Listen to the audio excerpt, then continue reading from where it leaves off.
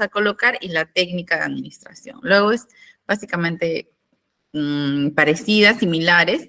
Entonces voy a iniciar compartiendo la presentación, ¿ya?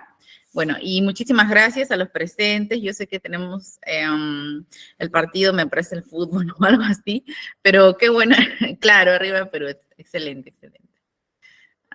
Ya, entonces voy a compartir pantalla y ahí ya iniciamos lo que es la clase de hoy, el día de hoy. Ya, vamos a ver un ratito. Compartir pantalla. Ya. Ya, ahora sí. ¿Me confirman? ¿Se ve? ¿Se puede visualizar la pantalla? Sí se ve, licenciada. Listo, muchísimas gracias, Elizabeth. Genial. Bien, entonces, bueno, como les decía, el día de hoy vamos a ver el tema número 5, la vía de administración intramuscular de este curso de inyectoterapia.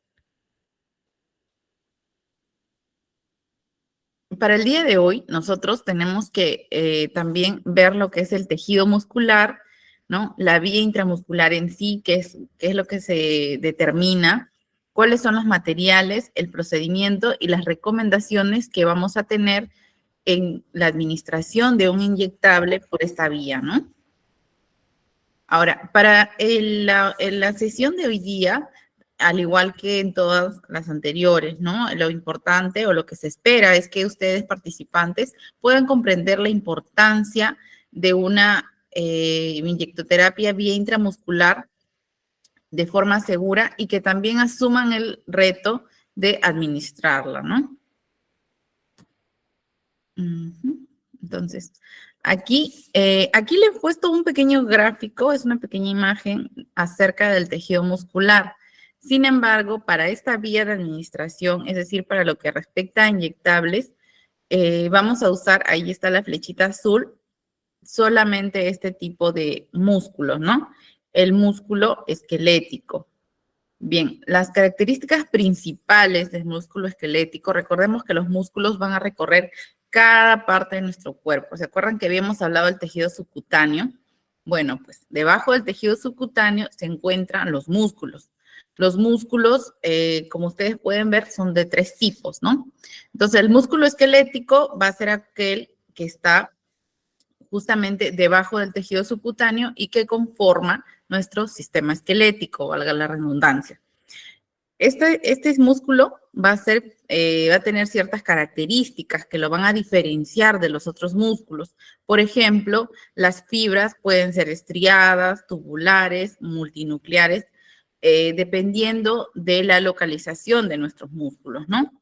Por ejemplo, los músculos que están cerca a los tendones tienden a hacerse una forma más tubular justamente para insertarse en los tendones, ¿no? Y formar el revestimiento, por lo general, de la articulación.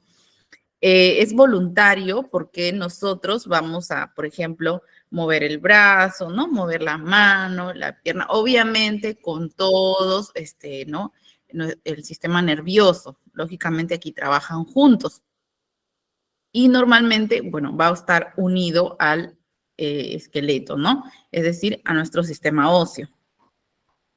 Bien, eso es lo que respecta a los músculos esqueléticos, que es lo que vamos a usar para colocar un inyectable intramuscular, ¿de acuerdo? Esas son sus características que van a tener. Bien.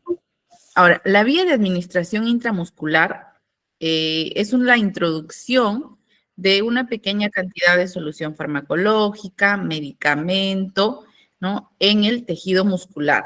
Ahora, esta inyectable se debe colocar a 90 grados, ¿ven?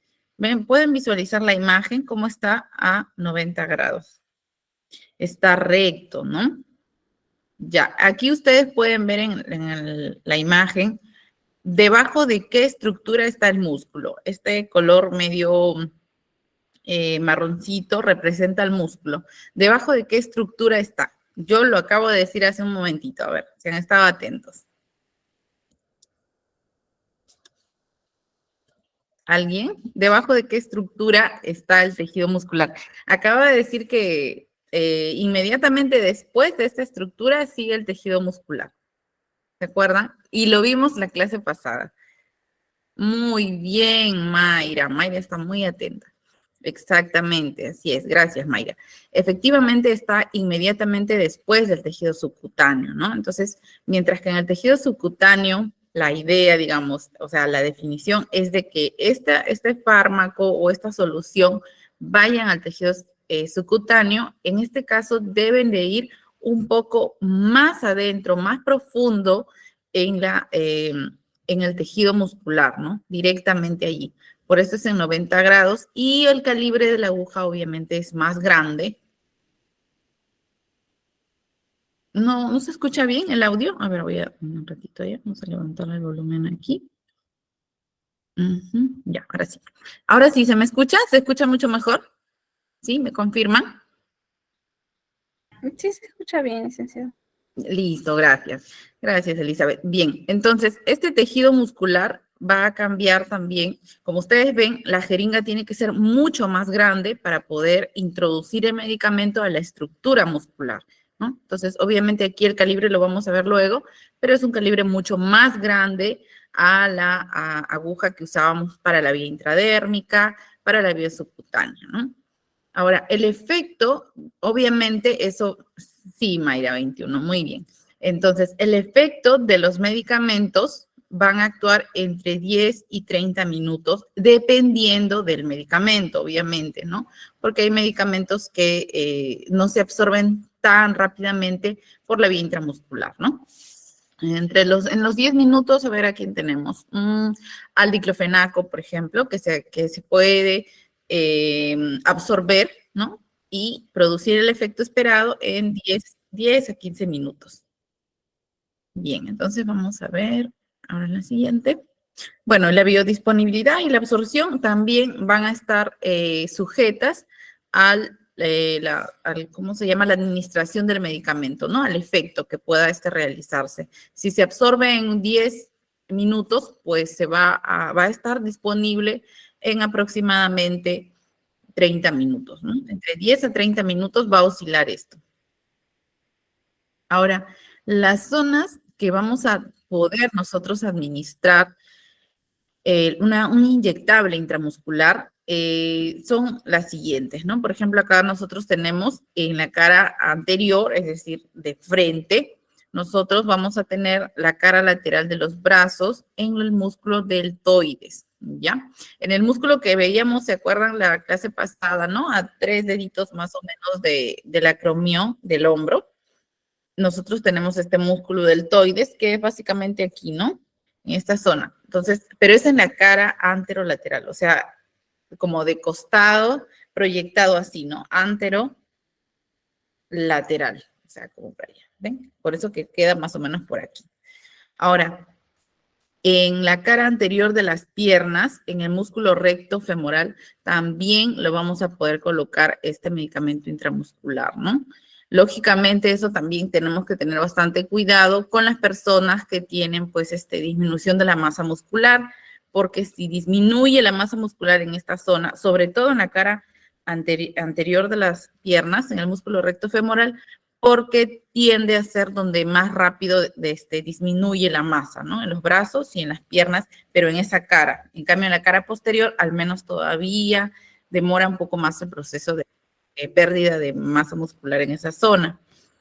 Me refiero a la dorsoglútea. La zona dorsoglútea también, ¿no? Y esa es la más común, la que más se utiliza para lo que es un inyectable intramuscular. ¿Algunos de ustedes se ha colocado alguna vez, por ejemplo, un intramuscular en la cara anterior de la pierna?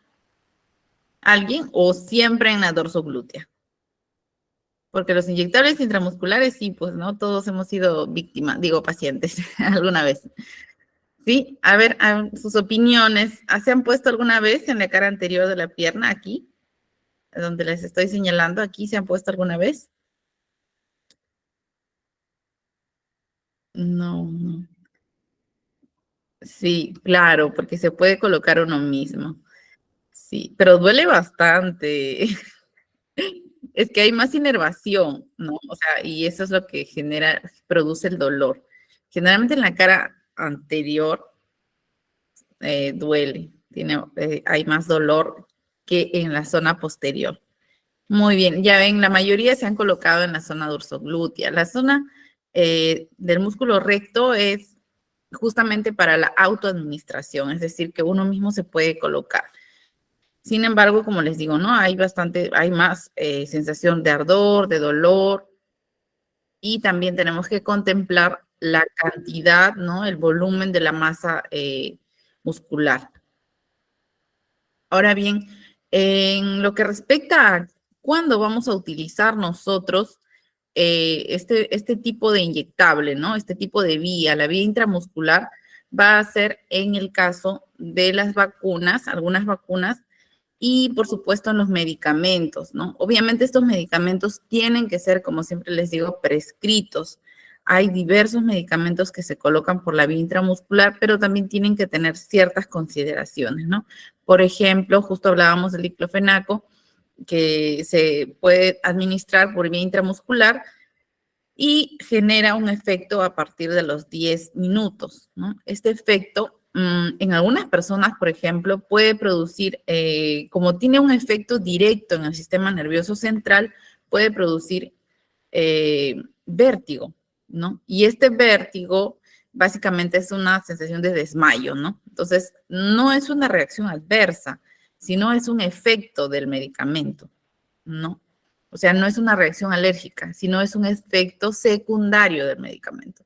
Pero nosotros podemos pensar que de repente, no sé, le coloqué mal, algo pasó, ¿no? Pero solamente es eso.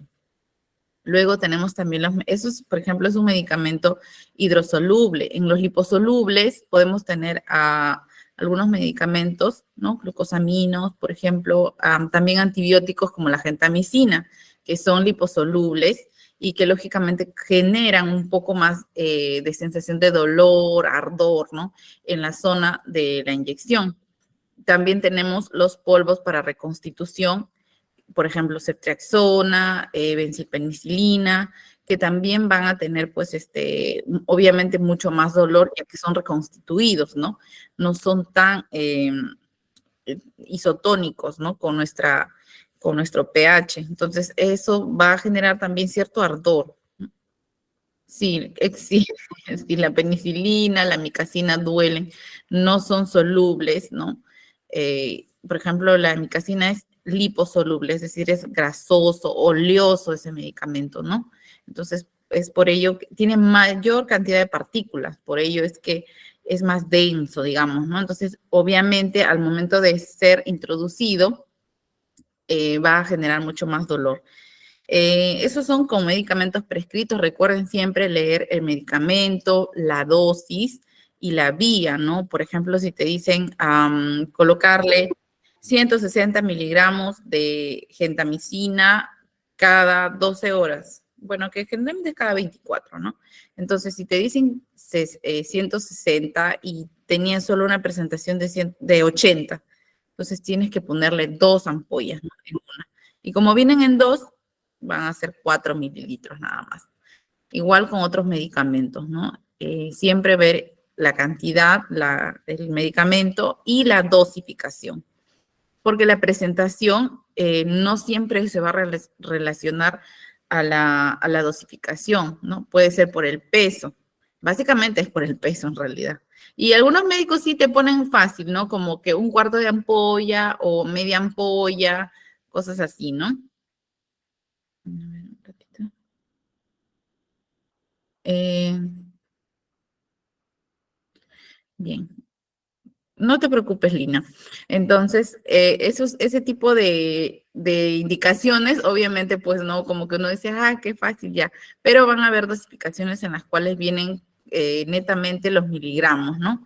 Disminuidos, obviamente, si es en relación al peso, por ejemplo, en caso de niños, lo cual hay que tener bastante cuidado.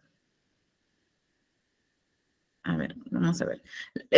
La vía intramuscular tiene ciertas ventajas, ¿no? En comparación a otras vías. Por ejemplo, una de estas ventajas es que evita, como las demás, el efecto del primer paso hepático, en la cual el medicamento disminuye un poco la biodisponibilidad y con ello el efecto terapéutico, ya que las enzimas, pues, ¿no? Producidas por el hígado disminuyen el efecto del medicamento, ¿no? Otra es que de acuerdo a, por ejemplo, a las condiciones en las que se encuentra mi paciente, ¿no? Si un paciente se encuentra en un estado de shock o, por ejemplo, en situaciones de emesis, vómitos o EDAs, ¿no? Diarreas, una jeca, algún problema de ello, nosotros sí podemos colocarlo. Y también su uso es apto en emergencias, ¿no? Por ejemplo, cuando vienen los pacientes en accidentes en masa, vehiculares por lo general, se le coloca, por ejemplo, ketoprofeno, ketorolaco, de forma intramuscular. Son poderosos analgésicos, ¿no? Justamente para tratar de contrarrestar o aliviar en alguna manera el dolor que siente ese paciente, pues traumatizado, ¿no? Traumatizado quiere decir con alguna lesión traumática, valga la redundancia, y que haya recibido, es decir, policontuso o incluso tenga fracturas o pérdida a veces de miembros también, ¿no? Dedos, manos, etcétera. Entonces allí nosotros sí podemos utilizar este tipo de vía, ¿no? Que también es obviamente dependiendo del tipo de accidente que sea, ¿no? El tipo de emergencia que sea. Nosotros ahí vamos a ver. Si esto no ha lesionado los grandes músculos donde podemos realizar este tipo de inyectable, no hay ningún problema, se puede realizar. El otro también va a ser económico, sencilla y relativamente segura. Relativamente nada más, puesto que hay algunas, digamos, algunas complicaciones o efectos secundarios que pueden ocurrir durante la administración de un inyectable intramuscular, ¿no? Económica, bueno, eso también va a variar dependiendo de los medicamentos, porque básicamente el inyectable intramuscular netamente incluye la jeringa, el alcohol, etcétera, no el medicamento. Entonces, porque es la técnica, ¿no? De la administración. Entonces, lo que lo hace costoso muchas veces es el medicamento, puesto que el medicamento lógicamente va a variar, ¿no? Si es genérico, comercial, si es compuesto, etcétera. Entonces, esas son las ventajas de administrar un inyectable vía intramuscular. Ahora, las desventajas. Hay muchas desventajas también, ¿no? Para lo que es este tipo de inyectable. Por ejemplo, uno de ellos no es tan común en realidad, pero sí pasa y de repente hasta nosotros hemos sido o conocemos a alguien que ha sido víctima de ello, ¿no? Por ejemplo, el riesgo de lesión del nervio ciático, eso es una desventaja. El nervio ciático, este nervio básicamente va a ser el que inerva todo el miembro inferior, llámese la pierna, ¿no? En términos populares, y este nervio atraviesa casi por el centro del muslo, ¿no? Hasta llegar más o menos al tobillo y ya ramificarse, ¿no? Entonces, este nervio puede lesionarse si no colocamos de forma correcta este inyectable y no tenemos en cuenta los cuadrantes, ¿no? Para colocar. El otro es, como les decía, es no autoadministrable siempre y cuando sean en regiones como deltoidea o en la región dorsoglútea. Sin embargo, hay personas como nuestra amiga acá que se coloca intramuscular en el músculo recto femoral, ¿no? Es decir, en la cara anterior o del muslo. Hay personas que sí lo colocan, que se pueden autoadministrar, pero por lo general no es una práctica muy común, ¿no? Por parte de las personas, ya que, como les decía, una cosa es administrarse un medicamento con una jeringa y, bueno, una aguja pequeñita y otra con una aguja súper grande, que ya vamos a ver, que es la aguja tipo número 21, ¿no? Del conito celeste. Esa sí seguro la conocen, vienen junto con la jeringa por lo general. Usted compra una jeringa de 5 mililitros y te viene con esa jeringuita ya ahí puesta, ¿no? Entonces, esa es la jeringa que nos tendríamos que colocar toda, postdata, no es solamente un pedacito de la jeringa. Bueno, el dolor, como les decía, eso va a depender también del tipo de sustancia que nosotros le vamos a colocar, sea hidrosoluble, liposoluble o de reconstitución. En lo que respecta a la ansiedad, básicamente es la del paciente, por si acaso, no la de ustedes. Del paciente, ¿no? El nivel de ansiedad, el nivel de nerviosismo también que tiene nuestro paciente es una desventaja, puesto que por esta vía hay bastantes personas que tienen ya, ¿cómo les diría? Esta costumbre o este miedo, en realidad es un miedo a este tipo de inyectables, ¿no? La vía intramuscular. Y a veces es por el miedo, ya que le han puesto a un familiar y le ha ido mal, ¿no? A veces tienen hematomas musculares, después tienen, ¿cómo se llama? Lesión del nervio, etcétera. Entonces, eso es que les lleva a tener también este miedo, ¿no? Porque alguien les dijo, les comentó o vieron a un familiar, etcétera. Entonces, eso los lleva a tener cierto nivel de ansiedad en el momento de la preparación de la administración del inyectable. Ahora, aquí nosotros también es importante ver qué cantidad de medicamento yo puedo administrar por esta vía, ¿no? Por ejemplo, nosotros veíamos que en las vías anteriores era hasta 0.2 mililitros, por ejemplo, ¿no? Y en este caso, sí, vamos a indicar el cuadrante más adelante para ir poquito a poquito, pasito a pasito, no te preocupes, mi estimada Francisca. En los fármacos que nosotros vamos a poder administrar, como les decía, ¿no? Están los de reconstitución, ahí está, la solución en ampollas, y también hay otro tipo que son la solución en jeringas ya precargadas o prerellenadas, como por ejemplo algún tipo de vitamina, ¿no? ¿Puedo decir marca?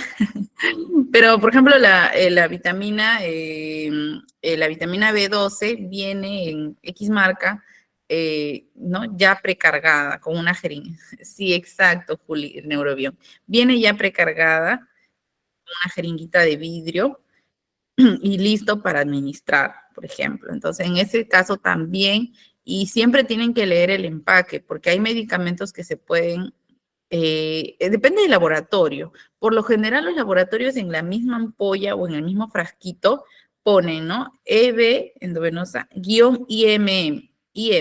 Es decir, que ese medicamento te sirve tanto para administrarlo por vía intramuscular y lo mismo, obviamente con otra técnica, para la colocación endovenosa. Sin embargo, sí o sí les pediría que lean el frasquito, el empaque, puesto que hay laboratorios que solamente diseñan el fármaco para una sola vía. De verdad, me ha pasado, al leerlo era otra vía, era por ejemplo endovenosa y yo iba a administrar un intramuscular, ¿no? Y en el fármaco, en el empaque, ni en el mismo frasquito no decía intramuscular, solo decía EB, endovenosa, ¿no? Cuando nosotros sabemos que, por ejemplo, ¿no? Era un diclofenaco o, por ejemplo, es una penicilina, ¿no? Nosotros sabemos que se puede colocar de ambas formas, ¿no?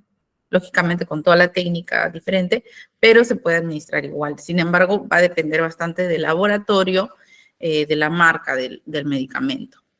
Ahora, el volumen máximo que nosotros podemos colocar, recuerden que este medicamento se va a quedar por un momento en la región, en la zona donde nosotros le vamos a colocar, porque el músculo, si bien es cierto, es bastante inervado, no es tan irrigado que digamos, o sea, vasos sanguíneos, ¿no? Entonces, estos vasitos sanguíneos, hasta que logren captar el medicamento, pueden pasar 1 a 3 minutos más o menos, dependiendo también del medicamento, lógicamente. A eso me puedo referir a los liposolubles, ¿no? Los que son como agüita, se absorben más rápidamente. Entonces, estos medicamentos no van a causar, por ejemplo, inflamación o una especie de fibrosis ahí muscular, ¿no? Como cicatriz, como tejido cicatrizal, porque se van a absorber más rápidamente. Entonces, el volumen que nosotros podemos usar es de 2 mililitros a 5 mililitros. Entonces, es importante que así sea la reconstitución, nosotros cumplamos con los 5 mililitros. Por ejemplo, los de reconstitución, por lo general vienen con su agua estéril, ¿no? Que ya trae la cantidad solicitada.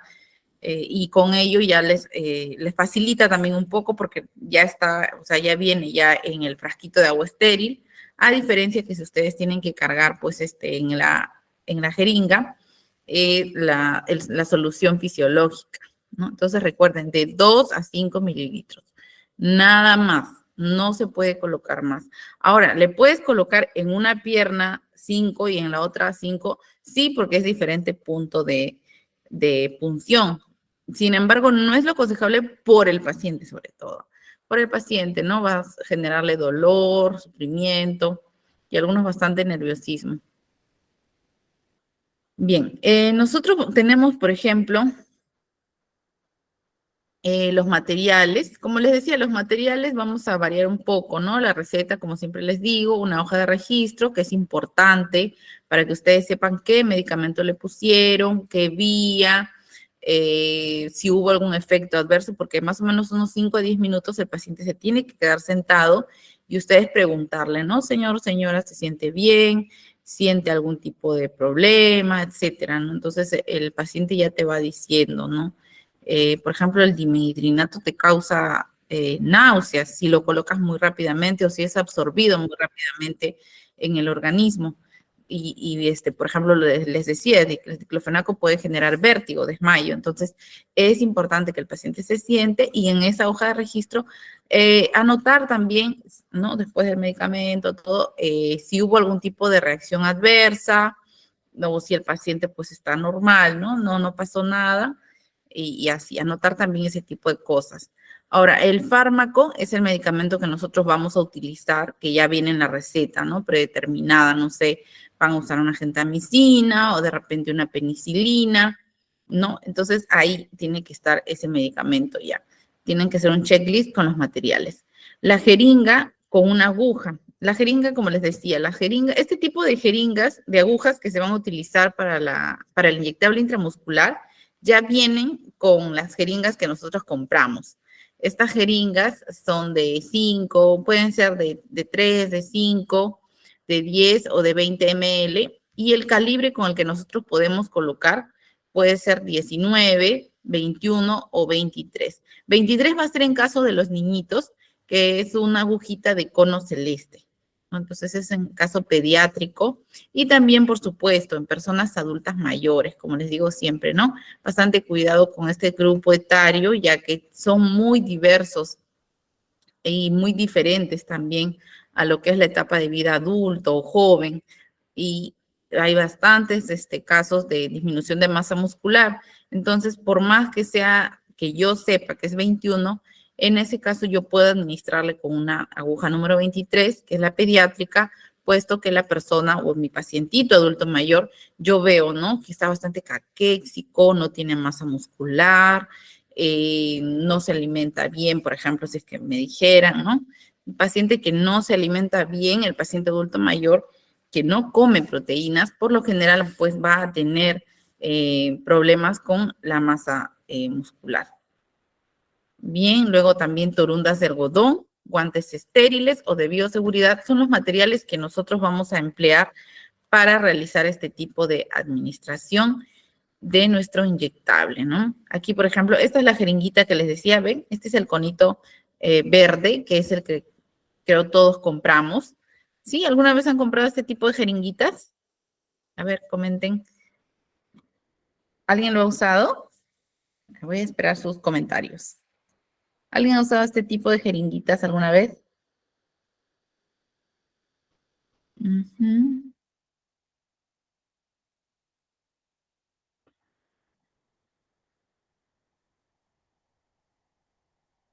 Muy bien, creo que la mayoría. Como digo, ¿no? Todos hemos sido víctimas, pacientes en algún momento y pues hemos tenido que comprar como parte de nuestra receta, no, nuestro fármaco, todo y nuestra jeringuita, ¿no? Muy bien, gracias por su participación. Están atentos, muy bien. Bien, recordar cuanto al procedimiento, allí también recordar bastante hincapié en el procedimiento de lavado de manos. Es importante el lavado de manos, ya que este tipo de administración va a ser una puerta de entrada directa al tejido muscular, ¿no? Y como siempre en cada vía de administración les digo, hay una pequeña lesión, por más que sea pequeñita, ya que el calibre de la aguja es delgadito, ¿no? Igual para los microorganismos que se encuentren alrededor, es más que suficiente para que puedan causar una necrosis tisular, es decir, la muerte del tejido, ¿no? Por una infección puede ser microbiana, bacteriana, etcétera, y podemos tener pues grandes problemas para nuestro paciente, ¿no? Entonces, sí o sí, el lavado de manos. Ya. Ahora sí, vamos a pasar al cuadrante. Un ratito voy a ampliar el video, un ratito. Vamos a pasar al cuadrante, a los cuadrantes de administración. Un ratito, vamos a poner esto aquí. Ay, no puedo. Ya. Bien, ahora sí. Entonces, todos atentos, vamos a poner el videíto de cómo, en dónde vamos a colocar, este medicamento, ¿no? En qué parte, lo voy a retroceder, no se preocupen. Y van a ver ustedes que en realidad no es tan difícil como se cree, ¿no? Básicamente es como que ustedes le pierdan el miedo a esa aguja enorme. A esa aguja enorme, ¿no? Yo, por ejemplo, les cuento una anécdota. Yo, ya claro, yo soy enfermera, ¿no? Pero mi esposo es ingeniero civil. O sea, él nada que ver con salud, es más, tiene miedo a la sangre. Y un día, creo que era, claro, antes del COVID, me parece que fue una época donde hubo un paro, estos que no, inamovilidad total o algo así, ya. Entonces yo estaba con un proceso de contractura muscular para la cual me habían recetado, pues, inyectable intramuscular por 3 días, ¿no? Diclofenaco nada más. Y ya la orfenadrina vía oral. Entonces, nada, estaban cerrados todas las farmacias, o sea, todo. Y yo que me moría con el dolor tenía que completar el tratamiento los 3 días. Recién iba el segundo. Entonces le digo a mi esposo, no, vas a tener que ponerme tú. Y mi esposo, no, vas a tener que ponerme tú. Es fácil, te voy a enseñar. Ya le enseñé, me puso el medicamento, todo normal, no me generó ningún. Yo por eso les digo, no es tan difícil como piensan. Mi esposo que no tiene nada que ver, y es más, ni quería todavía, porque si ustedes se han inscrito en el curso es que tienen el deseo de aprender, de practicarlo, de ponerlo, de ejecutarlo, ¿no? De llevar a cabo esta actividad, este procedimiento. Mi esposo ni quería, pero lo hizo. Y después de ponerme la ampolla, se quedó con el miedo. Y, no, y yo le digo, pero ¿por qué? Si normal tú te dejabas antes. O sea, antes de que él aprenda a colocarme a mí, él no, normal. Como él se daba la vuelta, él me dice, o sea, claro, ¿no? La persona está de espalda cuando nosotros le colocamos en la dorsoglútea.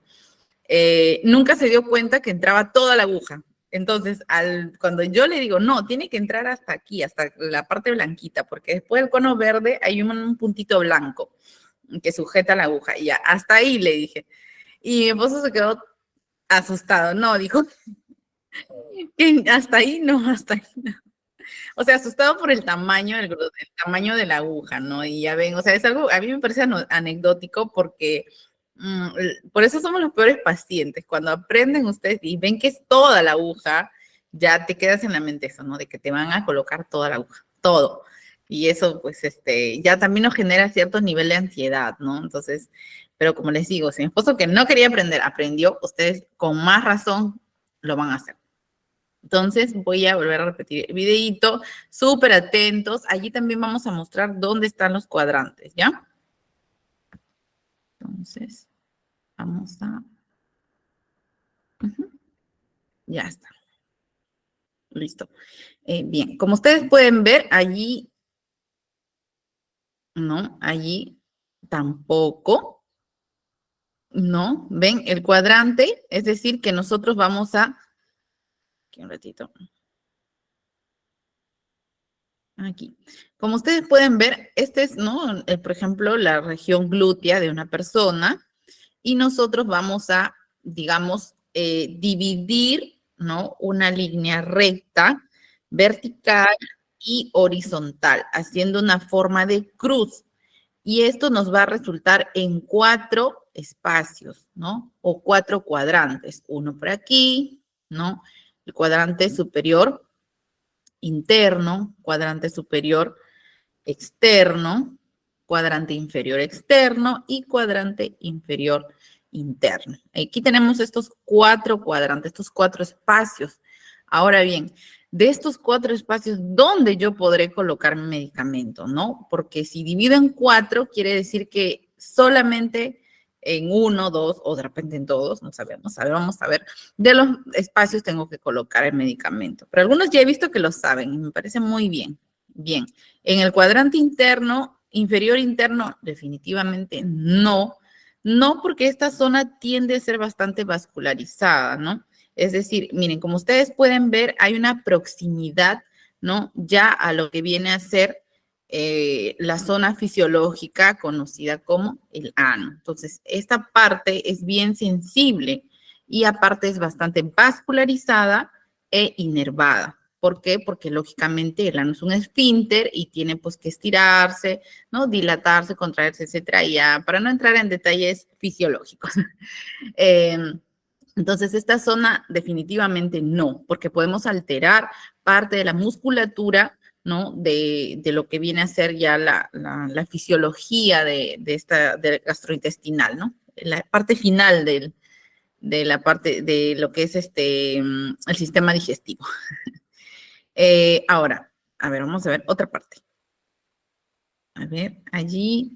Bien, en el cuadrante inferior externo, no, porque como ustedes pueden observar allí claramente, en esta zona nosotros no vamos a encontrar suficiente masa muscular, porque justo esta zona, bueno, obviamente ahí también podemos aplicar nuestro criterio, ya que como ustedes pueden ver, este tipo de silueta pertenece a la de un varón, ¿no? Entonces, en los varones, justo en esta zona no hay mucha masa muscular.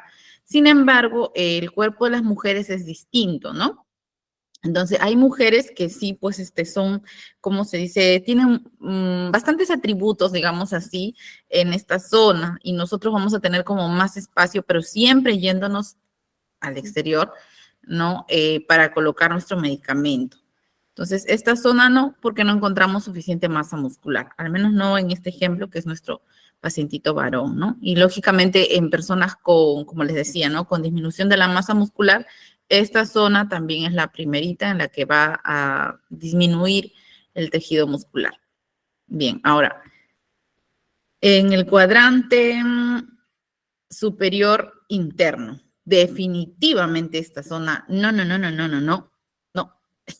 un rotundo no, ya que en esta zona, número uno, y la razón más importante, por supuesto, es que pasa está cerca, ¿no? Al tejido, al nervio ciático del que hablábamos, ¿no? Este nervio, como les decía, es el que va a inervar a toda la pierna. ¿Qué quiere decir inervar? Que le va a darles las sensaciones de dolor, frío, calor, etcétera, y también la posibilidad de moverse, es decir, de mover mi pierna, ¿no?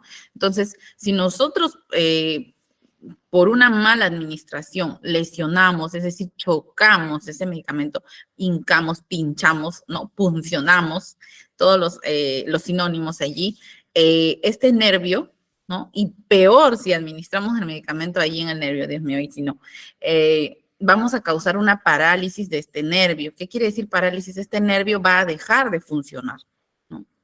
Y obviamente, si deja de funcionar, ya no va a permitir el movimiento, las sensaciones que tiene que tener pues la pierna, etcétera, ¿no? Entonces hay muchas pacientes que se quedan pues con esta parálisis del nervio ciático o que comúnmente pues le llaman me quedé cojo, le dicen, ¿no? O con disminución también, porque va a depender del tipo de lesión, ¿no? Pueden haber disminución de la sensación o también en algunos casos cuando estamos muy cerca a nervios más pequeños, no tan grandes, nervios, ¿cómo se llama? Nervios definidos de áreas específicas de los músculos, va a haber también bastante dolor del paciente por más tiempo del esperado, ¿no? Porque el esperado de un paciente que tenga el dolor de la punción, no del medicamento, de la punción, básicamente son alrededor dependiendo del paciente, lógicamente, ¿no?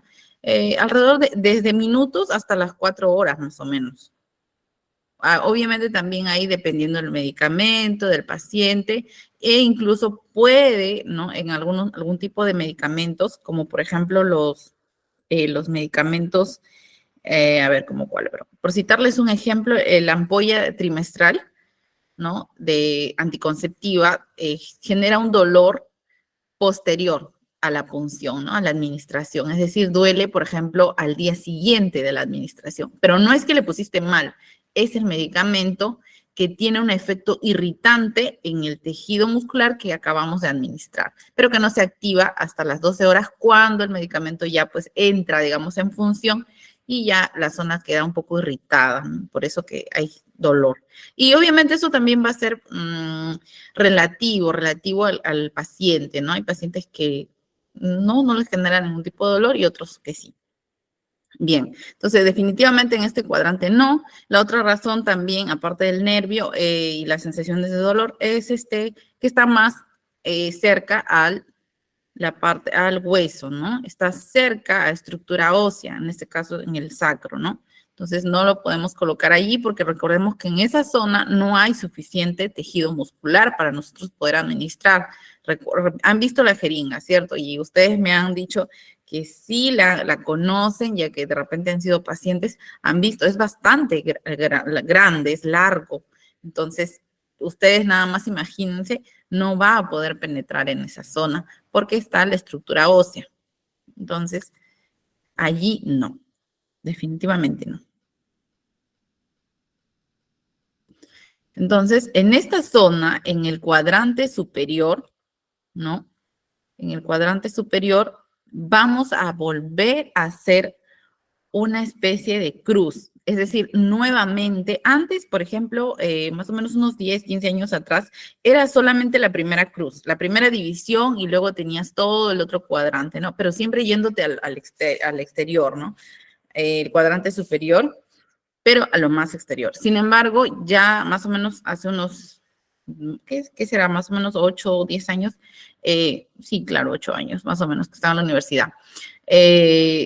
Se introdujo también, ¿no? En algunos manuales digamos, esta regla de volver a hacer esta subdivisión en 4 cuadrantes por el tema de básicamente la anatomía. Es decir, este nervio ciático puede pasar por aquí, por en medio, como ustedes, como les estoy señalando con el puntito turquesa, ¿no? O como que puede pasar por aquí, ¿ven? Sigan el puntito turquesa, o como que puede pasar por aquí, ya que al ser un nervio, obviamente no están en línea recta, ¿no? Todo nuestro cuerpo es tan distinto, nuestros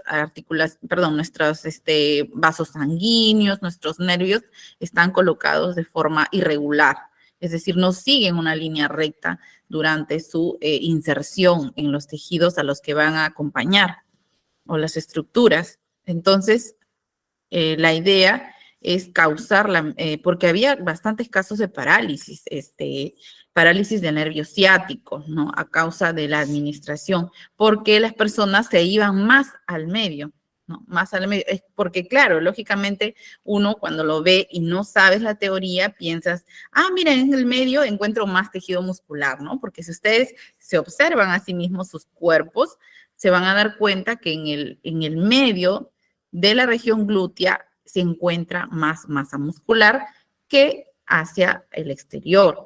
Entonces, había personas que por esta idea de que hay más tejido muscular, colocaban pues en esa zona, ¿no?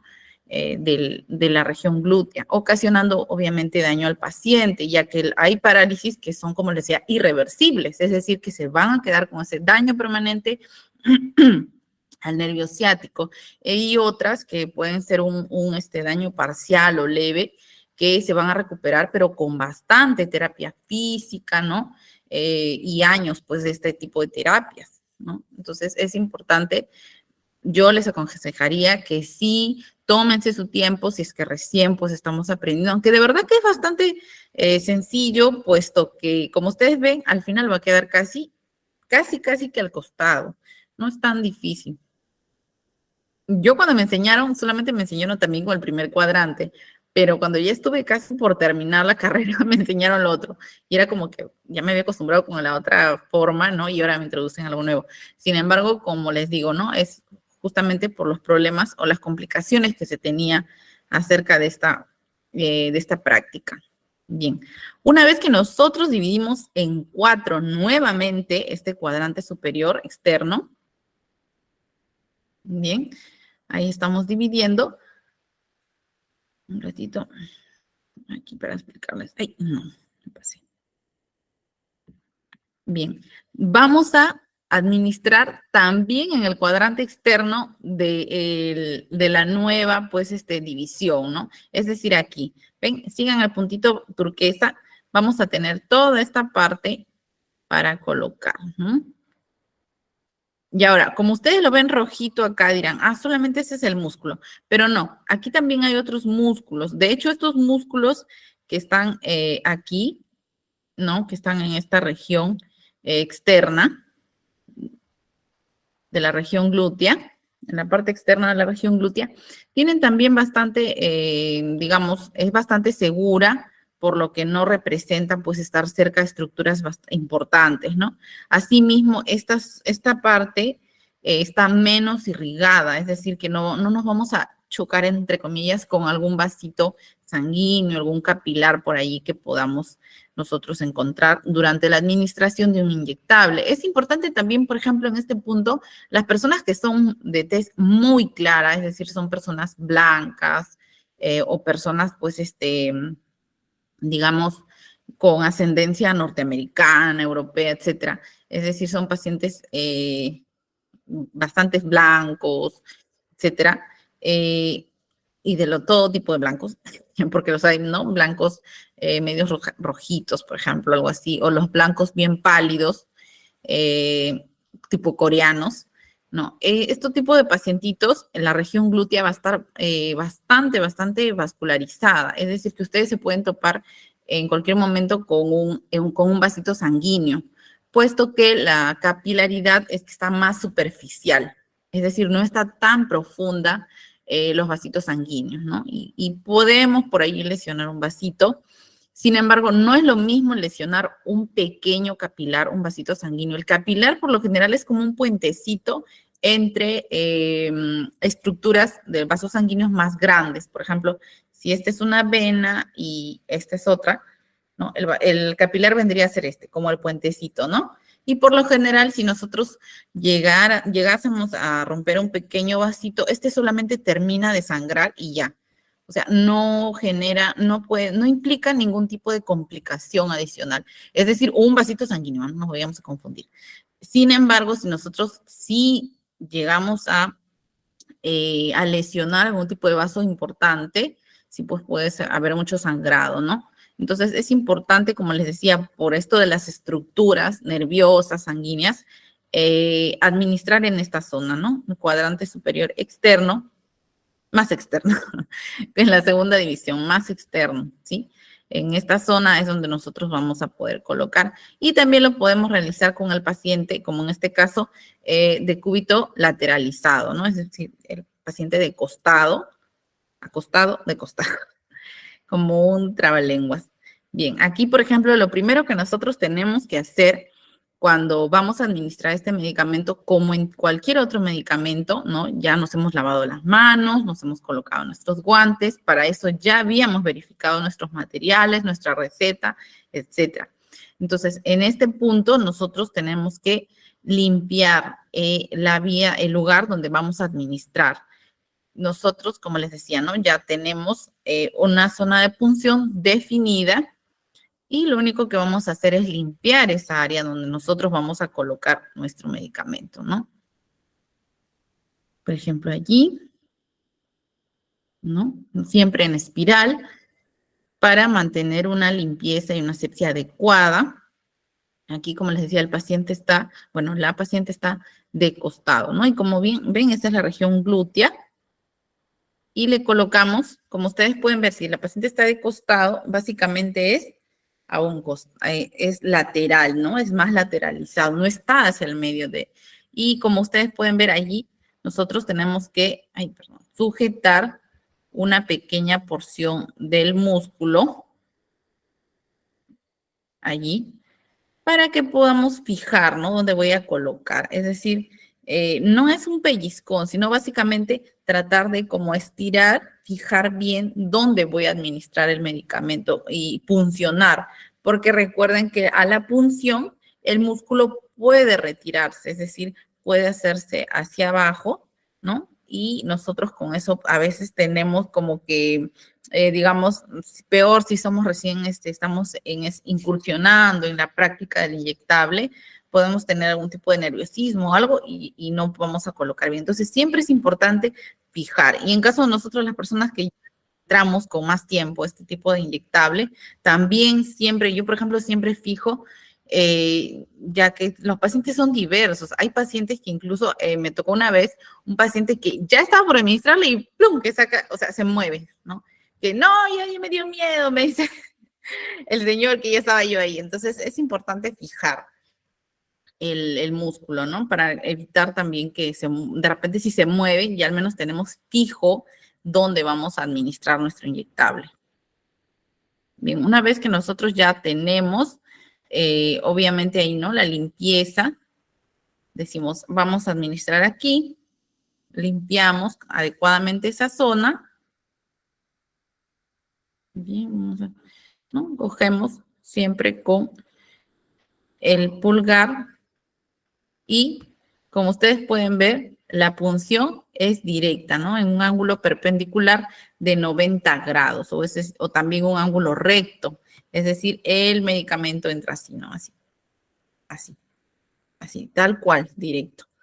¿Sí? Entonces, justamente con este tipo de aguja, una aguja número 21, es posible llegar hasta el tejido muscular. Como ustedes pueden observar aquí, nuestra pacientita, por ejemplo, tiene bastante tejido, ¿no? En la región glútea. Entonces, en ese caso, sí nosotros podemos hacer lo que en esta técnica, ¿no? Como que empujar, digamos, un poquito más la jeringa para alcanzar el tejido, muscular, ya que si es una paciente con sobrepeso u obesidad, lógicamente ese tejido subcutáneo, ese tejido adiposo va a ser de mayor grosor, ¿no? Y digamos, no vamos a llegar tan fácilmente al tejido muscular. Entonces, allí sí nosotros podemos aplicar un poquito más de presión, ¿no? Por eso que acá, como ustedes ven, es como que deprime a la piel, a la estructura, ¿no? O bueno, mejor dicho, hay un pequeño hundimiento. Lógicamente, ese hundimiento se debe a que debemos empujar un poquito más porque nuestra pacientita pues presenta problemas de tejido adiposo, ¿no? Adiposidad, por no decir sobrepeso u obesidad. Ya, y aquí está, ¿no? Como nosotros tenemos, ya una vez que hemos puncionado, recuerden que también nosotros debemos aspirar. Aquí. Sí, en este tipo de administración, sí, ¿no? Allí soltamos. Bueno, no se ve aquí en el video, pero sí tienen que jalar el émbolo para ver si están en vena. Si en el tejido subcutáneo, en la vía subcutánea, si no era necesario, no se debía, ¿lo recuerdan?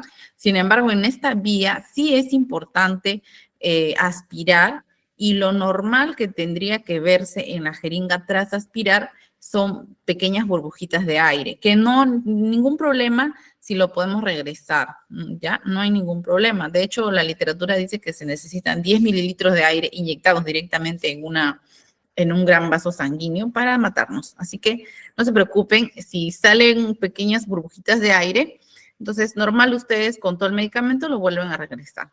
Sin embargo, si cuando ustedes aspiran encuentran una pequeña gotita, ¿no? Manchitas de sangre, es importante que ustedes, ¿no? Saquen inmediatamente la jeringa, coloquen pues su gasa o alcohol, o algodón, perdón, con algodón para higienizar el área y administrar en otro lado, ¿no? En otro punto, puede ser en la otra región glútea o de repente en una zona adyacente que sea un diámetro más o menos de unos 3 a 5 milímetros o centímetros, perdón, y ustedes pueden volver a colocar, ¿no? No se debería en realidad colocar si es que, por ejemplo, ya ese medicamento se manchó bastante o se mezcló, perdón, con bastante sangre, no se debería administrar ya nuevamente. De hecho, se debería desechar y volver pues a cargar, ¿no? Otra vez el medicamento. Sin embargo, si solo fue, por ejemplo, se quedó en el conito, porque a veces solamente llega el cono y ya nosotros lo podemos ver, ¿no? Como el conito verde, que es un verde translúcido. se va oscureciendo por la misma sangre. Entonces, allí sí no hay ningún problema, todavía lo pueden colocar, siempre y cuando no se demoren también, porque recuerden que la sangre tiene un efecto de coagulación y por lo general es bastante rápido, ¿no? Entonces, eso también va a variar.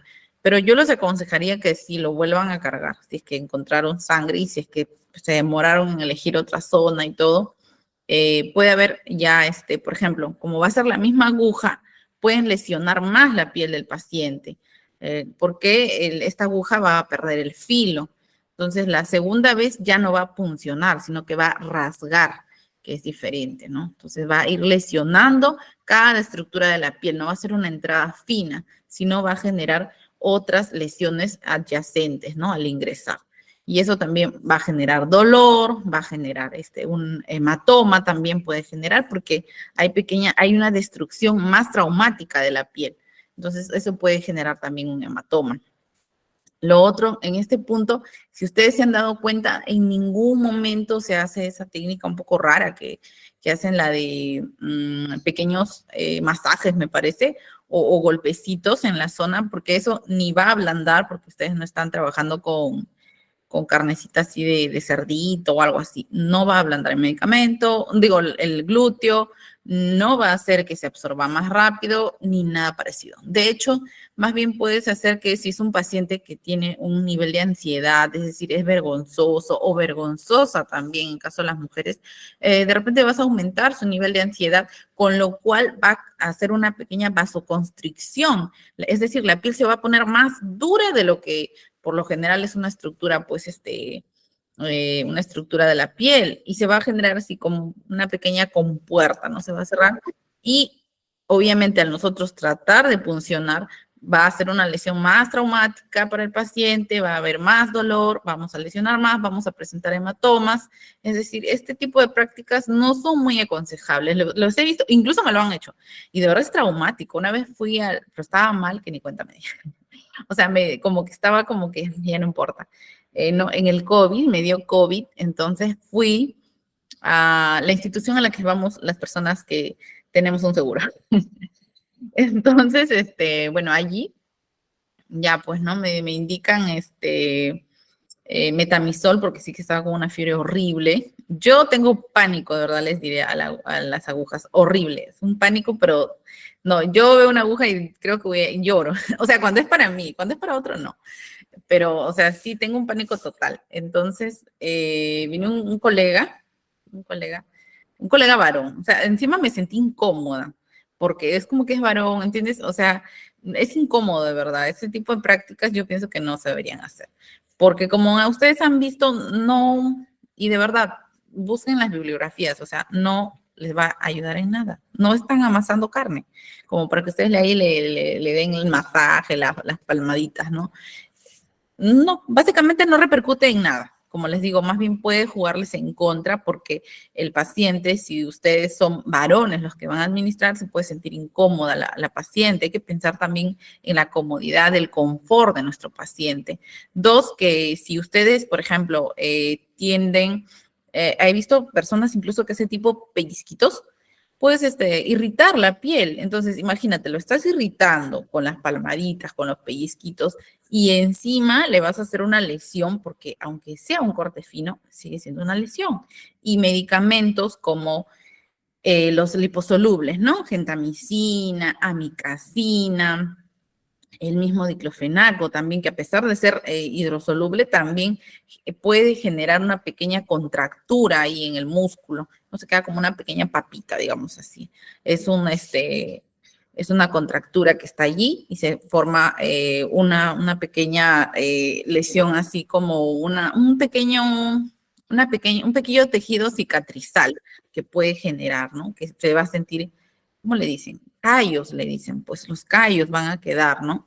Entonces, lógicamente, estas prácticas no deberían ser ejecutadas, ¿no? Como les estoy explicando. De hecho, más bien ustedes, si es que ven que el paciente es muy nervioso, le pueden conversar, le pueden hasta mentir, mentiras piadosas, por ejemplo. A mí también me duele, sin embargo, yo suelo usar esa. Es importante porque obviamente con toda la seriedad del caso y el respeto por el paciente, ¿no? Porque, como les digo, si mejoramos su nivel de ansiedad, el paciente va a cooperar, nosotros vamos a administrar bien y todos ganamos, ¿de acuerdo? Entonces, recuerden eso.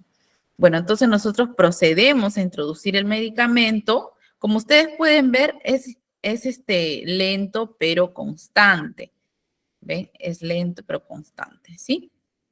No nos detenemos de administrar y una vez terminada la administración, simplemente se coloca con un toque, ¿no? El algodón o la torunda de algodón o la torunda de gasa. Es decir, en ningún momento se soba o se hace algún otro tipo de práctica, ¿no? Simplemente se coloca allí y se puede dejar el algodón allí en el paciente y se baja, pues, o se sube, no sé, se puede generar una pequeña presión con la ropa interior del paciente. Yo, por ejemplo, hago eso, como coloco en la región dorsoglútea, es como que el algodoncito le queda aplastando la ropita interior, ¿no? Y generalmente el que se queden con el algodón también les da un tipo de seguridad a ellos, como que, bueno, yo soy bien de preguntar a mis pacientes, ¿y y por ejemplo le decía, ¿y por qué quieres quedarte con el algodón allí? No, es que no se vaya a salir algo, o sea, como que no se vaya a salir el medicamento, o me decían que no se vaya a salir sangre,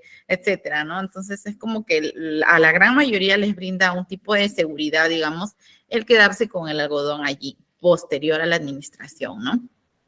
O sea, que ellos se sienten un poco más cómodos. Bien. En lo que respecta a las recomendaciones, igual si hay alguna duda, lo pueden estar escribiendo en el chat mientras voy dando las recomendaciones, ¿sí? En las recomendaciones nosotros, como siempre, leer y administrar según la prescripción médica, como siempre les digo, ¿no? Con eso nos vamos a evitar también algún tipo de problema, inconveniente legal, ya que ellos son los únicos profesionales reconocidos por la ley peruana, ¿no? De ciencias de la salud para prescribir un medicamento, ¿sí? Y bueno, los odontólogos y las obstetrices también, ciertos tipos de medicamentos, por supuesto, de su rama. Bien, luego vamos a considerar la zona donde vamos a administrar el medicamento. Esto lo vamos a hacer obviamente según la edad del paciente, las normas técnicas, la condición del paciente, como les decía, ¿no? Por ejemplo, un pacientito adulto mayor, el paciente que tiene desnutrición, pérdida de masa muscular, es decir, está bien delgadito, no sé, vamos a valorar. Le podemos administrar, sí, pero con otro tipo de aguja, como les decía, con la aguja número 23 o la agujita que es pediátrica, ¿no? Vamos a aspirar, es decir, jalar el émbolo para asegurarnos de no estar en un vaso sanguíneo. Es ahí, perdón, hay un error allí, es de no estar en un vaso sanguíneo, ¿de acuerdo? Porque podemos lesionarlo. Es decir, como recordemos, este tipo de administración, este tipo de medicamento tiene que ir al tejido muscular, no a otra estructura. Entonces, si nosotros entramos en vaso sanguíneo o un pequeño capilar e introducimos el medicamento, podemos hacer que colapse, ¿no? Y se disemine el medicamento en un área donde nosotros no deberíamos realizar. Bueno, ahí también, ¿no? Prosiguiendo, si hay rastros de sangre, se debe retirar y puncionar unos centímetros al lado, es decir, en diámetro de la punción inicial. Siempre respetando los cuadrantes que hemos aprendido, ¿no? El cuadrante superior, externo, y con todo y otra separación, subdivisión, ¿sí? Sí, aquí es el hombro, estimada Denise. Como hemos visto, también se puede colocar la vía intramuscular en el hombro, no hay ningún problema, en la región deltoidea. En el músculo deltoides también, de hecho es un músculo bastante apropiado para la administración de vacunas, ¿no? Por ejemplo, una de ellas las vacunas del COVID. ¿Quién se ha vacunado contra el COVID? Yo creo que aquí casi todos, por no decir todos, ¿no? Entonces, ese tipo de vacunas, por ejemplo, nos colocan en la vía intramuscular y el deltoides, al ser un músculo grande, tiene bastante, bueno, una buena inervación y también bastante vascularización, o sea, bastantes, ¿no? Todos menos yo, ahí estaba, alguien que no se vacunó contra el COVID. Claro, eso es opcional. A mí siempre me ha parecido opcional las vacunas, de verdad. No, no estoy en contra de quienes están en contra ni a favor. Aunque yo personalmente sí me he puesto todas, hasta la de refuerzo. Es que por personal de salud nos obligaban, en realidad. Yo sí me pongo las vacunas, pero como les digo, tengo terror a la aguja. Cuando vengan en pastilla o en jarabe, yo encantada de la vida. Entonces, este músculo deltoides, como les digo, de hecho, administrarlo en esta zona tiene un efecto positivo para lo que es las vacunas, ya que ayuda a diseminar bastante bien las partículas administradas, ¿no? En las vacunas, por ejemplo, en la vacuna del COVID que nos hemos colocado, todos menos lana. Bien, entonces esas son las recomendaciones más precisas, digamos, porque lógicamente siempre va a ser valorar cualquier cosa que ustedes, por ejemplo, yo les haya enseñado, de repente ustedes han visto un video, lo que sea, nunca va a ser absoluto, siempre es relativo porque ustedes tienen que valorar la condición del paciente, ¿no? Como les decía, por ejemplo, no colocamos en el cuadrante inferior externo, porque por lo general allí no hay masa muscular. Sin embargo, hay personas, ¿no? Por lo general mujeres, que tienen bastante masa muscular en la región glútea, ¿no? Incluso en esa zona. Entonces, allí pueden valorar muy bien esa zona donde van a funcionar. Sí, y bueno, la región deltoidea, déjenlo para las vacunas, no es apta para los medicamentos, ya que este tipo de músculo no es apto para recibir una cantidad, pues un volumen mayor a 2 o a 3 mililitros, ¿no? En cambio, los medicamentos que nosotros vamos a colocar, por lo general, van a ser de 3 a 5 mililitros, ¿no? Los intramusculares. Ah, mi estimada Tania, sí, también se colocan en 90 grados en lo que es el músculo, pero haciendo este pequeño pliegue, ¿no? Que realizamos. Sin embargo, para las vacunas sí recuerden que se utiliza otro tipo de jeringa, no es la misma jeringa que nosotros utilizamos, ¿no? Y también allí va a ser igualito, 90 grados en la región deltoidea. Pero ya la jeringa viene perdón, viene ya diseñada exclusivamente para vacunas. Es decir, no es una jeringa común, la de 3, la de 5 mililitros. Esta es otro tipo de jeringa y por lo general el largo tiende a ser el mismo, pero el grosor tiende a ser más delgado, puesto que la vacuna por lo general es más fluida, digamos, ¿no? Sí, a ver, sí, escriban nada más en el hombro. Como les decía, ¿no? Este músculo no es apto para recibir grandes cantidades de volumen, ¿no? Entonces, por lo general puede ser de 2 hasta 3 mililitros, pero si nosotros vamos a la práctica, por lo general colocamos más de esa cantidad, ¿no? De hecho, la cantidad que más se coloca en la vía intramuscular es de 3 a 5 mililitros. Esa es la cantidad. Entonces, el hombro, la región deltoidea ya no sería apto, ¿no? Porque solamente, como les digo, hasta 2 o ya exagerando 3 mililitros que podemos colocar por esta zona del hombrito. Un ratito. Un sorbito de mi café, por favor.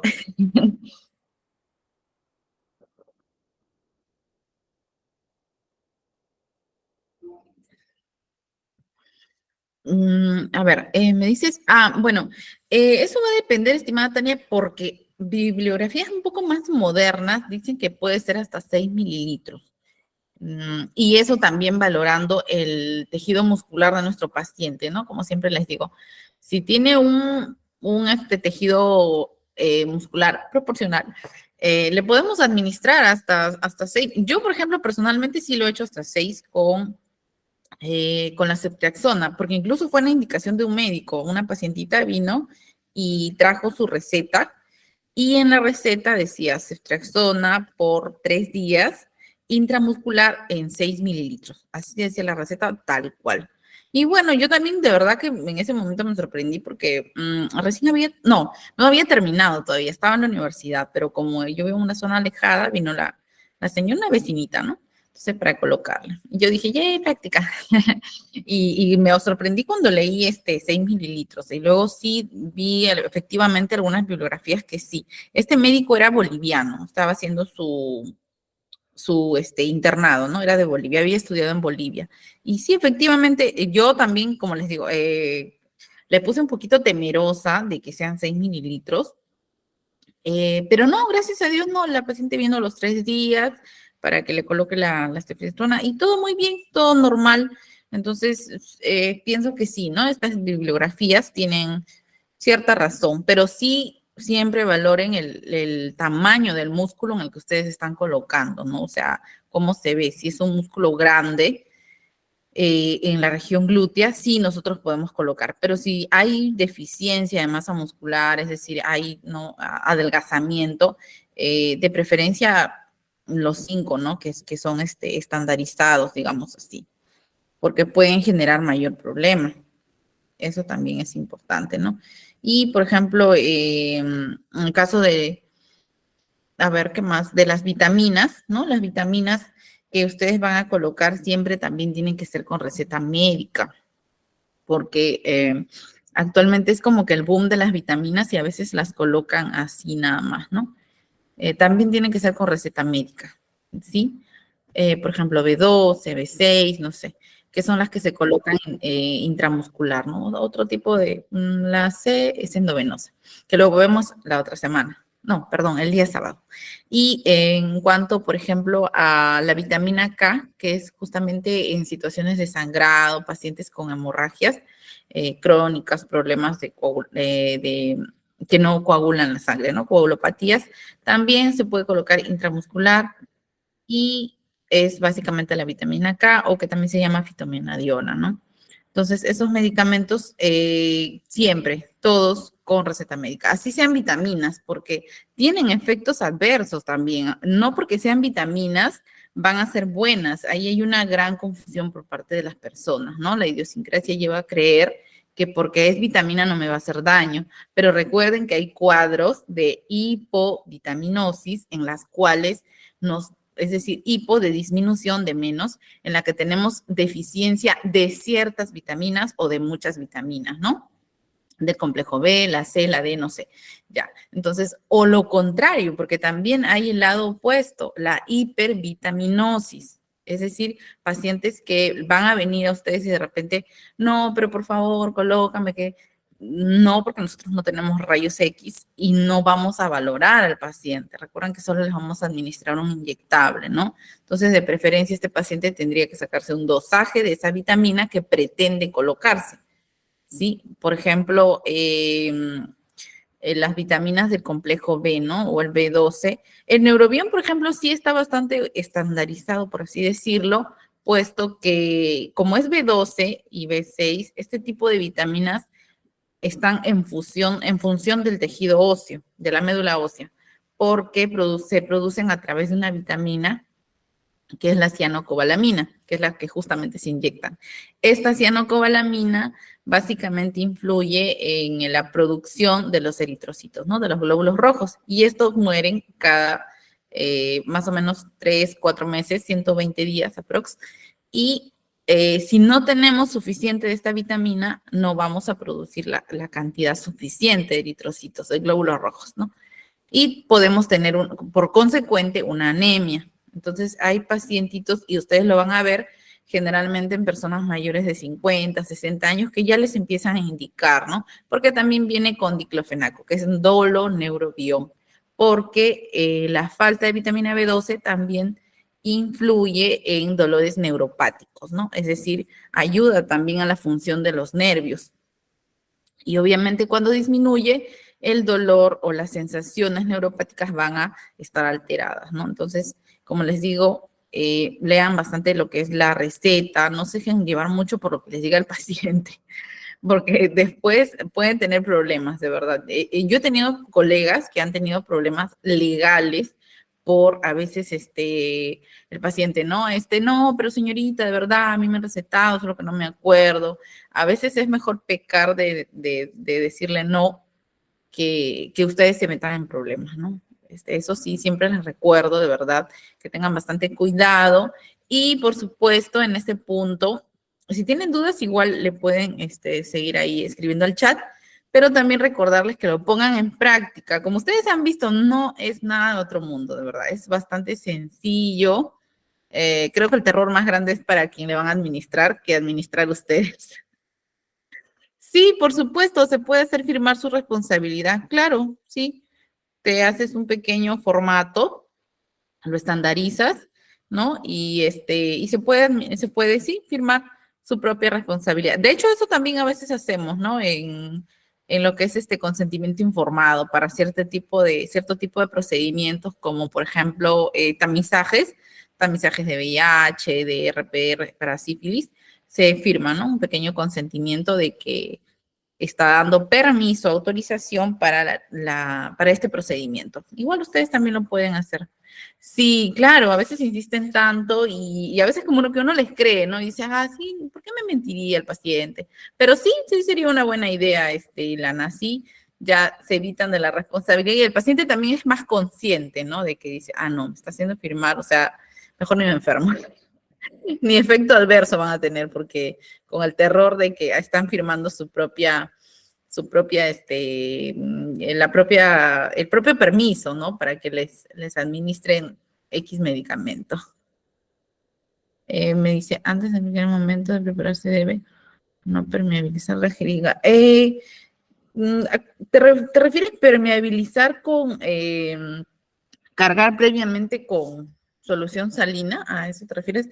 Porque en lo que sí hacemos permeabilidad de lo que es ¿cómo se llama? El dispositivo es en la vía endovenosa, ¿no? Allí sí permeabilizamos, porque permeabilizar, como bien dice, es hacer más transitable, digamos, el dispositivo, ¿no?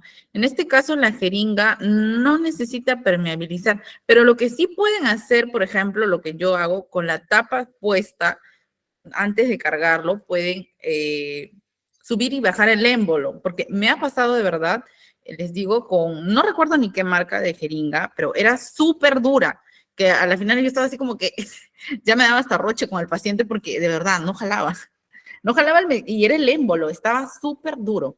No, y tuve que cambiar de jeringa incluso, de verdad. Tenía ahí otras marcas porque tenía varios tipos, ¿no? De jeringa. Cambié de marca o sea, era la jeringa, de verdad. No era yo. Yo estaba pensando que era yo. Y era la jeringa que el émbolo estaba súper, súper duro, y no estaba vencida, porque yo me fijo bastante en las fechas y eso, ¿no? De los medicamentos, de las cosas. Y no, y simplemente era la marca. Entonces, no es tanto permeabilizar, pero sí asegurarse, pues, ¿no? De que la jeringa, el émbolo, sea suave, ¿no? Tampoco esté falseado, pero suave para que ustedes puedan administrar también el medicamento a una velocidad adecuada, ¿no? Porque si está duro, va a demorar más y el paciente va a tener, pues, la sensación de que algo está pasando, que está, ¿no? Algo está yendo mal con el inyectable. Y si es muy suelto, ¿no? También vamos a administrar muy rápido el medicamento. Básicamente, la velocidad sugiere que tiene que ser lento, pero constante. Quiere decir que sigo administrando sin parar, ¿no? Solamente eso, sin parar hasta terminar el medicamento, lógicamente, y coloco pues mi torunda, ¿no? Entonces, permeabilizar no es tanto el término, mi estimada Joana, sino básicamente verificar que todos tus dispositivos, en este caso tu jeringa, claro, la jeringa esté bien, ¿no? El émbolo esté adecuado y verificar que tus materiales estén ok con la administración, con la vía que tú vas a realizar, ¿no? Por ejemplo, la jeringa, tu fármaco, tus guantes, tus torundas, tu alcohol, ¿no? Y tus guantes lo que vas, o tu riñonera, o una pequeña bandeja donde vas a colocar. Básicamente eso. Bien, ¿alguna otra pregunta? A ver, un ratito. ¿Sí? Pueden ir escribiendo al chat, no hay ningún problema, ¿no?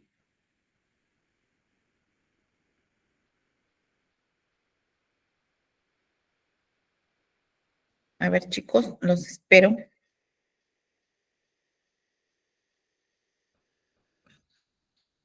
Ya, creo que se quedaron dormidos. No sé, perdimos, ganamos. A ver, alguien que nos comente de partida. No sé, creo que se han quedado allí viendo el partido.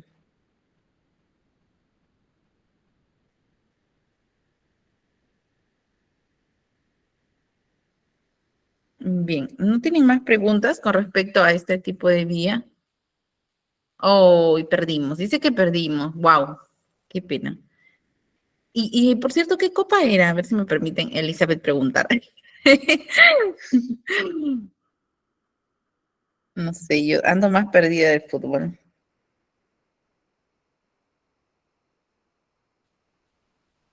No, ya perdimos. Entonces dice, ya no vamos. Jugamos como nunca, perdimos como siempre. Ah, ya, acá me dice, sí. Depende a veces hay combinaciones, estimada, que no, no te preocupes, Lana, sí, asumo que debe ser cierto, porque a veces, bueno, yo muy rara vez veo fútbol, pero me da la impresión de que es así, estimada Nati. Bien, estimada, sí, a veces hay medicamentos, o sea, no es el medicamento, es la combinación de algunos medicamentos o la reconstitución, ¿no? Por ejemplo, si reconstituyes un polvo, digamos, penicilina, tienden a precipitarse algunos medicamentos y algunas combinaciones, ¿no? Orfenadrina con diclofenaco, por ejemplo. Precipitarse quiere decir que se hacen como harinita, digamos así, sí, exacto, sí, la orfenadrina con diclofenaco tiende a hacerse, a precipitarse, a volverse más consistente, ¿no? La solución. Entonces, en ese caso, yo le sugeriría que lo preparen ya cuando el paciente incluso, o sea, es lo que yo aplico de verdad, cuando el paciente ya está, incluso ya le hemos limpiado la zona, el área de punción, porque se precipita bastante rápido. Entonces, como ya eso ya sabemos que se precipita, entonces lo que debemos hacer es cargar cuando el paciente ya está listo para administrar, cargamos, ¿no? Damos una pequeña agitación. No es agitar así, por si acaso, chicos, es como solamente movimiento, ¿no? Derecha, izquierda, así. No es agitar bruscamente, solamente hacemos pequeños movimientos como para mantener ¿no? Como dice su nombre, en movimiento en este caso la combinación y ya cuando el paciente nos dice, ok, que ya está listo para administrar, le administramos. Y de verdad no van a tener ningún problema, porque yo lo hago así y me he evitado el problema, porque también, ¿no? Lo hice de otra forma, de la normal, que uno primero alista su medicamento, todo lo dejas en tu riñonera, en tu pequeña bandejita, le vas a colocar al paciente y ya no entra, ya no entra el medicamento, se precipitó, también me ha pasado. Entonces, ahí ya yo me puse a hacer, pues, ¿no? Sí, el diclofenaco y la B12 vienen juntas en este empaque comercial que es Doloneurobion, que ya viene cargado. Vienen por un ladito la ampollita donde está la vitamina, que es un color medio, color beterraga, no sé qué color es. Es un color medio moradito por allí y el diclofenaco al costadito, ¿no? O sea, vienen las dos y una jeringuita. Bueno, yo he tenido pacientes que lo han traído así, por eso les digo, vienen así y sí se colocan juntas. Los dos en la misma jeringuita y se lo administras. Y no tiene ningún efecto adverso, de verdad. No he tenido problemas con ese tipo de administración, porque ya viene en la cajita, ¿no? Todo ese kit. Las dos ampollitas de diclofenaco, la B12 y la jeringuita, ¿no? El dolor ¿qué me dice? A ver, vamos a ver. Em, sí, si viene por separado, igual, no hay problema, también los puedes colocar juntas. Una vez yo no con esa mitad un año y pasó un poco, luego se obstruyó el agua. Claro, uy, no, es que con dexametasona ya, la dexametasona mm, es un antiinflamatorio, es corticoide, ¿no? Y colocarlo ya con diclofenaco, orfenadrina ya es demasiado. Como diría alguien, eso es codicia. Tienen que tener, por ejemplo, como que bastante cuidado con las combinaciones de 3 fármacos. Por lo general, podemos combinar 2, ¿no? Pero los 3 fármacos no son adecuados, ¿no? Los 3 fármacos sí, eso sí que, wow, Diclo, Dexa e Hidro. Wow, en serio. ¿Y de dónde ponen estos medicamentos? Porque yo de verdad nunca hasta el día de hoy, pues ya llevo como casi, ¿cuánto? 9 años de haber egresado y nunca he colocado así. Sí. Ustedes sí que me sorprenden, de verdad. ¿Qué me dice? Wow, en serio. De verdad, yo sí les sugiero que tengan bastante cuidado con las combinaciones de más de 2 medicamentos, así sean compatibles, porque en realidad también las bibliografías, como bien dijo por allí mi estimado, no sé quién dijo, mi estimada Gladys, sí, se han suspendido varias combinaciones y dentro de ellas también las combinaciones que sean de más de 2 medicamentos. No es aconsejable, de verdad. En todo caso, se pueden espaciar, ¿no? En el tiempo, por ejemplo, en horario, ¿no? Diferente, o por ejemplo, te colocas uno, o sea, 2 pinchazos, digamos que sí. Pero, por ejemplo, hay pacientes, bueno, yo a veces, yo trabajo con lo que son geriatras y, por ejemplo, solo le administran, digamos, el antibiótico intramuscular, porque de verdad, o sea, yo siempre, a mí me encanta la geriatría porque pienso que es una rama de la medicina que es más humanizada, de verdad, porque la medicina de adulto es salvaje, sinceramente. Yo, bueno, mi especialidad es en geriatría y trabajo con los geriatras y allí le colocamos solamente así, ejemplo, el paciente adulto mayor tiene una ITU, pues obviamente va a tener dolor, ¿no? Va a tener disuria y todo el cuadro clínico que ustedes, me imagino que también alguna vez han pasado. Entonces, o han experimentado por un familiar, etcétera. Entonces, los pacientitos solamente se le envía el antibiótico para inyectable, o sea, intramuscular, y los otros medicamentos para los otros síntomas, como por ejemplo para el dolor, generalmente paracetamol, 2 juntos, se los mandan oral. Y otro medicamento, por ejemplo, un calmante de molestias urinarias, fenazopiridina de 100 miligramos, que es mejor que el diclofenaco y tiene menos efectos adversos, también vía oral, entonces complementa nada más, ¿no? Entonces hay que ser bastante humanizados, pero como les digo, ¿no? La medicina, lamentablemente, de adultos, hasta la pediatría, yo veo, son súper salvajes, no sé.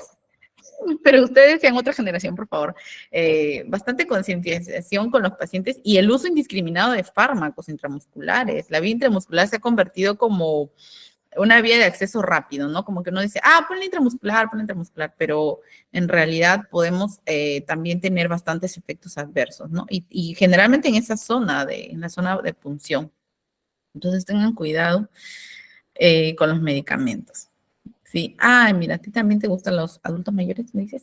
Trabajar con ellos son muy lindos, sí. Y es una medicina, es una rama de la medicina, como les digo, más humanizada, que se da cuenta de cómo llega también el adulto mayor a esa edad, ¿no? Entonces, bastante precaución. Recuerden que toda persona, ustedes mismos, van a llegar a ser adultos mayores. ¿Cómo quieren que llegue su organismo? Asumo que bien. Activos y saludables, como decimos siempre con nuestros pacientes, ¿no? A ver, por aquí me dice, ¿cómo se aplicar en emergencias? Se desmaya, en caso sea alérgico a la penicilina. Bueno, uno que vas a depender del tipo de RAM, o sea, del tipo de reacción alérgica, mi estimada. Si es una reacción alérgica, pues, en la cual se va a cerrar, pues, la principal vía aérea, lo más recomendable es colocarle su dexametasona con clorfenamina, pero viendo venosa, para que te actúe más rápido y tengas chance de llegar a un establecimiento de salud porque este tipo de reacciones alérgicas de verdad que pueden matar, en serio, se los digo, y sin ánimos de asustarlos, ¿no? Sin embargo, ya hemos visto que primero tenemos que hacer por eso, en la vía intradérmica, nuestra prueba de sensibilidad. Es muy importante en los antibióticos, ¿sí? Para evitarnos también el mal momento de tener una reacción alérgica medicamentosa, porque, como les digo, también son peligrosas y de repente les va a causar problemas, ¿no? A ustedes, al paciente también.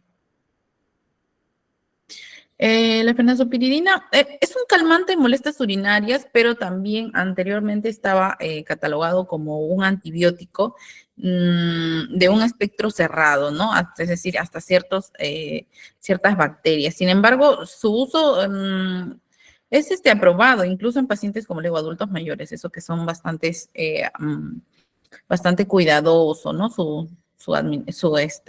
Terapéutica de ellos. Ujú. Sí, sí, definitivamente atender a adultos mayores te cambia la visión, la perspectiva de como personal de salud o como ustedes que de repente están, como les digo, ¿no? Incursionando en este mundo de los inyectables y que por ahí les da la iniciativa a estudiar una carrera de salud si es que no lo están haciendo ya. Pero igual desde ya, igual, siempre mis felicitaciones a ustedes y por supuesto todo inicio tiene que tener un fin y el fin de cualquier curso, carrera, etcétera, que ustedes hagan va a ser pues el título, ¿no? Ese es como que la garantía de que he invertido mi tiempo, no en vano, ahí está mi título. Yo, por ejemplo, para mis títulos siempre los he sacado rápido, ¿no? Con esa idea también. Por ejemplo, la de enfermera y luego la de especialidad, ¿no? Ya pronto la de maestría. Pero sí, me dice acá, ¿no? Y me encanta que me den consejos que ya pasarán por todo. Claro, sí, los pacientes adultos mayores les gusta bastante hablarte, aconsejarte. Sí. Son muy, muy lindos. Eso sí, una etapa súper importante y a la que todos vamos a llegar sin ninguna tregua. Nada que me opero misma Gisela o me hago la lipo tipo Magali. No, igual. Los cambios del proceso de envejecimiento van a llegar interna o externamente. Los externamente te podrás pintar el pelo, hacerte ¿cómo le llaman esto de los labios? Y ácido hialurónico, todo lo que quieras. Pero internamente hay cambios que no los podemos nosotros disimular, ¿no? Sí, definitivamente tienen que, años es alérgico. Claro, incluso hay alergias que son bastante graves, ¿no? Como le decía, por eso va a depender del tipo de reacción alérgica. Hay algunas que irritan, inflaman toda la zona, pues, de las vías aéreas altas aquí, ¿no? E inflaman todo, es decir, párpados, los senos nasales, es decir, por dentro las cositas, también el área de la faringe, ¿no? Todo eso se queda inflamado, hasta los labios. He visto personas que hasta los labios se quedan enormes, tipo algunos personajes, ¿no? De nuestra farándula local, nacional, perdón, nacional, y con unos labios tan enormes. Y se cierra toda la vía. Es decir, el problema no está tanto en la reacción alérgica, sino que como se inflama, impide, ¿no? El paso del aire en la respiración. Ese es el problema. Mm, Cuando son alérgicos a los AINES, igual, ¿no? Igual, tienes que, si es que es una alergia leve, ponerle igual su dexametasona con su clorfenamina, si es algo, al menos hasta que se estabilice un poco mejor, y lo puedes llevar a un establecimiento de salud que sí o sí a veces necesitan el tema de oxígeno por cánula, ¿no? Por el tema de que están cerradas las vías aéreas, etcétera. Es otro tipo ya de manejo, digamos, hospitalario. ¿Qué me dices? A ver.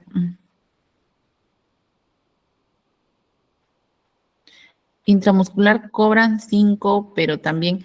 ¿Te refieres al precio? ¿A los precios, la tarifa? Sí, mi estimada Nati. Me dices, ¿te refieres al precio? Bueno, eso va a oscilar, ¿no? Dependiendo, por ejemplo, en dónde te encuentres. Si tú lo vas a hacer de forma a domicilio, lógicamente tú no solo cobras el inyectable, sino también tu desplazamiento desde tu casita hasta al lugar donde vas a ir a inyectar, ¿no? Ahora, si tú pones un pequeño consultorio o un espacio de tu casita para hacer este tipo de procedimiento, lógicamente allí también va a variar, ¿no? Va a variar bastante, por ejemplo, si tú colocas un diclofenaco intramuscular, sí puedes cobrar 5 soles, por ejemplo. ¿Por qué? Porque no te genera mayor proceso, ¿no? Porque el diclofenaco es uno solo, con mi pan, mi pan con mantequilla. No, el proceso es uno solo y administra. Sin embargo, si tú tienes que reconstituir un medicamento, abrir otro medicamento, ya tú puedes cobrar un poco más dependiendo también, como les digo, ¿no? Del nivel de dificultad, o dificultad no lo llamemos, nivel a ver, ¿de qué? ¿De dificultad? No, porque ya si ustedes lo aprenden muy bien, ya no va a ser dificultoso. Sin embargo, sí, pues hay mayor proceso, ¿no? No es lo mismo colocar, como les decía, un diclofenaco intramuscular que colocar una ceftriaxona intramuscular, ¿no? Entonces, eso va a depender. Y también, claro, sí, Santiago, va a depender del lugar también, ¿no?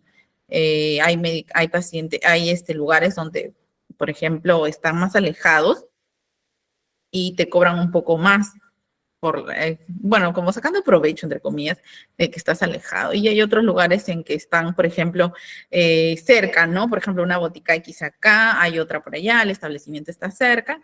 Entonces se pueden manejar tarifas, digamos, así, ¿no? De 5 soles.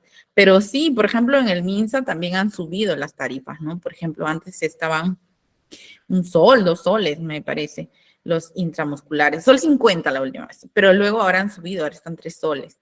O sea, pero son tarifas MINSA, ¿no? Tienes que tener CIS, obviamente. Y otros también, y todos han subido así, ¿no? Por ejemplo, los que estaban 5 ahora están 7 soles, los endovenosos, etcétera, ¿no? Entonces han subido las tarifas, pero particular siempre ha estado el doble o el triple de las tarifas del CIS, porque lógicamente pues hay toda una demanda de que ustedes también se capaciten, de que estén en cursos, ¿no? A diferencia de las personas que ya estamos de repente en la misma zona o en el mismo área hospitalaria laborando. Sí, depende del lugar. Bueno, muchísimas gracias, estimados participantes, por ¿no? Por sus preguntas, por su participación, valga la redundancia. Muchísimas gracias. Y como siempre, bueno, hay también un adulto mayor. Soy fan de mi especialidad, me perdonarán.